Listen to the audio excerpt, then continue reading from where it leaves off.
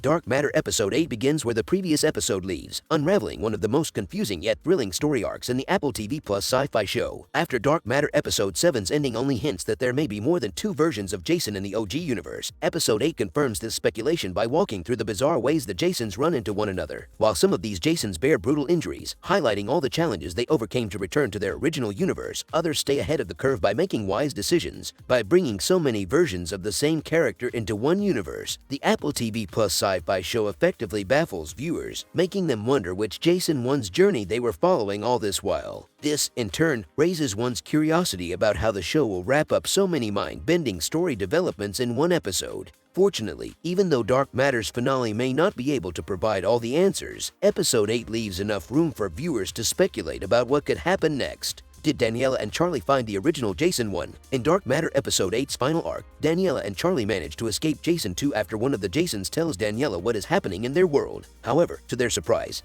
they end up in another alternate Jason's car, who tells Daniela he has not seen her since the night he was kidnapped by Jason2. Realizing this is not the Jason she talked to at the police station, Daniela asks him to pull over. However, before he can, another Jason rams into their car with his vehicle, requesting Daniela to join him. When Daniela had rescued the Jason from the police station earlier in the episode, he had asked her to come up with a safe word that would help her ensure she was with the right variant. The safe word Daniela chose was Jupiter. In Dark Matter Episode 8's ending scene, Daniela and Charlie meet a version of Jason who correctly says the safe word, affirming that he is the Jason Daniela previously met at the police station. However, Daniela can still not help but be suspicious about whether they are with the OG Jason or another alternate variant of him. How so many Jasons ended up in the same world. According to Dark Matter's portrayal of parallel worlds, a new variant of Jason1 is created every time he makes a crucial choice. For instance, Jason1 and Jason2 were the same person until Jason1 decided to sacrifice his career to stay with Charlie and Daniela. Jason1's decision to stay with his wife created an alternate timeline where he did not make the same decision. The timeline where he took the road not taken created an alternate version of him, Jason2. Similarly, after being abducted, every time Jason1 made a choice inside the box, he created multiple parallel versions of himself. Since he had made many complex choices in his pursuit to return to his universe